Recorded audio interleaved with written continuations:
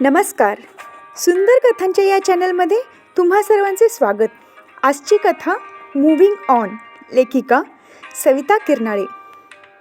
कस्तुरी, बस ना बेटा, अजून किती त्रास करून घेशील स्वतःला. गेला तो, मागे वळूनही न बघता. अशा मुलाचा विचार तो अजून किती दिवस करणार आहेस. वडील पोटतिडकीने कस्तुरीला समजावत होते. अनिकेत कस्तुरीचा मित्र. दोघेही शिक्षण संपल्यावर लग्न करणार होते, पण परदेशी उच्च शिक्षणाची संधी मिळाली म्हणून तिच्या मैत्रिणीकडे निरोप ठेवून कस्तुरीला न भेटता, तिचा निरोपसुद्धा न घेता अनिकेत निघून गेला. त्याचे धाडस नाही झाले तिला तोंडावर ते सांगण्याचे. निरोपसुद्धा काय तर, कस्तुरी, मला नाही वाटत आपले जमेल म्हणून. मी तुझ्यासारख्या अल्पसंतुष्ट मुलीसोबत आयुष्य घालवू शकत नाही. मी पुढील शिक्षणासाठी परदेशी जात आहे. आता आपले मार्ग वेगळे आहेत. जमलं तर मला विसरून जा. मैत्रिणीने ती चिठ्ठी आणून दिली आणि कस्तुरीचे जेवण 180 कोणात फिरले. हसरी, उत्फुल्ल, उत्साहाने सळसळणारी कस्तुरी जणू अस्तित्वातच नव्हती. आईबाबांना आपल्या मुलीचे हे दुःख बघवत नव्हते, म्हणूनच आज बाबा तिला समजवायला आले होते. तू अल्पसंतुष्ट नाहीस कस्तुरी, तो कमनशिबी आहे. तुझ्यासारख्या मुलीला नाकारणारा मूर्खच म्हणावा लागेल. यू मस्ट मूव्ह ऑन बेटा. सततच्या या समजावण्याचा परिणाम म्हणून कस्तुरी खरंच मूव्ह ऑन झाली. वर्षभरात पालकांच्या, मैत्रिणींच्या मदतीने कस्तुरी परत पहिल्यासारखी झाली. हसरी, खेळकर. आपले शिक्षण चांगल्या पद्धतीने संपवून तिने एक चांगलीशी नोकरीही पटकावली. अनिकेत तिला आता आठवतसुद्धा नव्हता. मनाचा तो कप्पा तिने कायमचा बंद केला होता. त्याचे अस्तित्व आता फक्त तिच्या डायरीच्या पानांपुरतेच उरले होते. एकदा आईसोबत कुठल्या तरी लग्नाला गेली असताना पुष्करच्या आईने कस्तुरीला पाहिले आणि लग्नासाठी मागणी घातली. सर्व गोष्टी मनासारख्या जुळून आल्या आणि 4 महिन्यात कस्तुरीचा साठेंच्या घरी गृहप्रवेश झाला. पुष्कर आणि त्याचे कुटुंबीय सर्वसामान्य मध्यमवर्गीय कुटुंबाप्रमाणेच होते. सुनेने घरदार, नोकरी, देवधर्म, व्रतवैकल्य, सणवार, पै पाहुणा सगळं एक हाती सांभाळावं. मी फक्त उपदेश करणार, मनात आलं तरच आणि तेवढीच मदत करणार, अशा ॲटिट्यूडची सासू. काही सांगायला गेलं तर आईने आधी खूप कष्ट केले, आता तिचे आराम करण्याचे दिवस आहेत म्हणून उडवून लावणारा नवरा.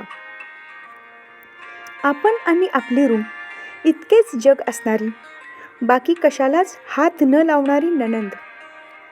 स्थितप्रज्ञ, कुठल्याच गोष्टीत न पडणारे सासरे, असा एकंदर प्रकार. अगदी मन मोकळं करायलाही कुणी नसल्यासारखं झालं कस्तुरीला. पण पदरी पडलं, पवित्र झालं. जाऊ दे, जमेल तसं करावं, बाकीचं सोडावं, या विचाराने कस्तुरीने या सगळ्यांचा विषय सोडून दिला. थोडक्यात परत मूव्हिंग ऑन. यथावकाश ननंदेचे लग्न झाले. तोपर्यंत कस्तुरी आणि पुष्करच्या संसारवेलीवर आध्या आणि आराध्य अशी 2 गोंडस फुलं उमलली. दोन्ही मुलांचे संगोपन, नोकरी, घर सांभाळताना तारांबळ होऊ लागली. म्हणून कस्तुरीने नोकरी सोडण्याचा निर्णय घेतला. आपल्या इच्छा आकांक्षांची फारकत घेतली. पण आताही कुणी तोंडदेखलंही म्हणालं नाही की कशाला सोडतेस नोकरी, आपण सगळे मिळून थोडं ॲडजस्ट करू. उलट सगळे टेंभा मिरवू लागले की आमच्या घरात तुला सगळं स्वातंत्र्य आहे. तुला करावीशी वाटली नोकरी तर कर, सोडावी वाटली तर सोड, तुझी मर्जी. कस्तुरीला म्हणावेसे वाटले, अरे खोटं खोटं का होईना, पण काळजी दाखवा माझ्यासाठी.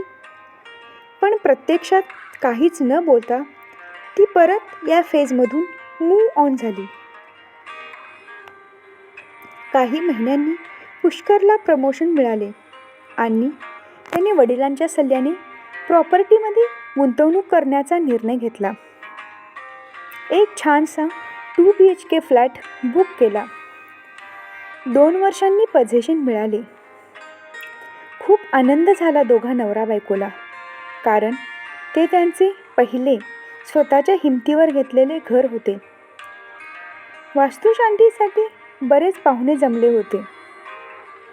काही वस्तू घ्यायला म्हणून कस्तुरी आतल्या खोलीकडे गेली तर कानावर मावस सासूचा आवाज पडला. सुचित्रा, पोराकडे लक्ष ठेव बाई, आता स्वतःचे घर घेतले त्यांनी.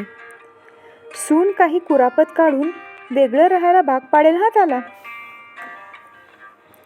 तिथूनच माघारी फिरली कस्तुरी. जरा वेळाने धाडस करून परत सासूबाईंकडे गेली. आई, पुरणासाठी हरभऱ्याची डाळ किती घेऊ? उद्या सवाष्णी जेवू घालाव्या लागतील ना? घे तुला वाटेल तितकी. तुझ्या घरची पूजा तूच बघते, मला काही विचारू नको. त्या फटकन जमलेल्या लोकांसमोर बोलल्या. इतक्या लोकांसमोर त्यात कस्तुरीचे आईवडीलही होते. सासूचे तोडून बोलणे ऐकून कस्तुरीच्या डोळ्यात पाणी आले. आपल्या मुलीचे अश्रू पाहून कस्तुरीची आई उठली. चल मी सांगते म्हणत. पण सासूबाईंचे तुझे घर तूच बघ या शब्दांनी ती मनातून खचून गेली. असं बोलून त्यांनी तिला जसं परकं केलं होतं. या प्रसंगापासून तिला वर्षानुवर्षे राहत आलेल्या वास्तूबद्दल आपुलकी वाटेनाशी झाली, कारण ते तर तिचे कधी नव्हतेच. Again she moved on emotionally. पुढे काही वर्षांनी सासू सासरे वयोमानामुळे निर्वतले. राहते घर त्यांनी आपल्या मुलीच्या नावे केले होते. मग कस्तुरी शरीरानेही मूव्ह ऑन झाली त्या घरातून. यथावकाश मुलं मोठी झाली. कस्तुरी पुष्करने त्यांना त्यांचा स्वतंत्र संसार मांडून दिला. आध्या नवऱ्याबरोबर बंगलोरला राहायची तर आराध्य गुडगावला. दोन्ही मुलं आपल्या आईवडिलांना रोज कॉल करत असत. आताशा पुष्करलाही आपल्या बायकोने संसारात केलेली तडजोड लक्षात येऊ लागली होती. तो तिचे मन जपण्याचा प्रयत्न करत असे, पण आता वेळ निघून गेली होती. कस्तुरी मनाने खूप दूर निघून गेली होती त्याच्यापासून. फक्त मुलांसोबत ती इमोशनली अटॅच होती. पण सुनेला आपल्या नवऱ्याचे रोज उठून आईला कॉल करून बोलत बसणे पसंत नव्हते. एक दिवशी ती बोलून गेलीच. काय तुझ्या आई अजूनही मुलीच्या संसारात लक्ष घालतात? आता त्यांचे या सगळ्यातून मूव्ह ऑन होऊन देवाधर्माला लागायचे दिवस आहेत आणि या बसल्या पोरांच्या घरच्या उचापत्या बघत. खरं तर कस्तुरीने कधीच आराध्यला खाजगी गोष्टी विचारल्या नव्हत्या की न मागता कसले सल्ले दिले नव्हते. पण हा आरोप ऐकून तिच्या हृदयात कळ आली. कधीपासून ती फक्त मूव्ह ऑनच करत आली होती कुणा ना कुणासाठी. पण आज ही कळ तिला मनाने नाही तर शरीरानेही या जगातूनच मूव्ह ऑन करून गेली. समाप्त. कथा आवडली तर आमचे चॅनल जरूर सबस्क्राईब करा. धन्यवाद. पुन्हा भेटू नवा कथेसह. लक्षात ठेवा, सर्व कथांचे कॉपीराईट रजिस्टर्ड आहेत.